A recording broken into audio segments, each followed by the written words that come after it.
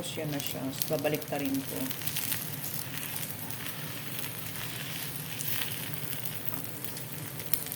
Baliktad, baliktad, baliktad. Yan siya. Dumidikit na yung egg. So, kailangan naluto mo na yung egg bago siya baliktarin para madali na lang siya.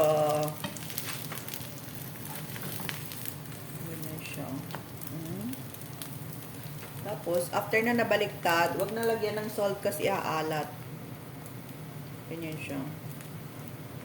It's natural. Like me. Jokes. Ganyan siya. Oh.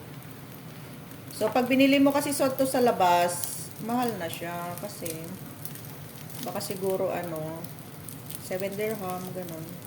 Tingnan mo yung egg. Ang sarap. Ganyan siya.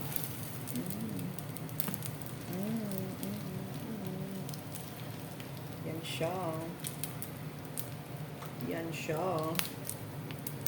Oh, di ba? Yan na siya.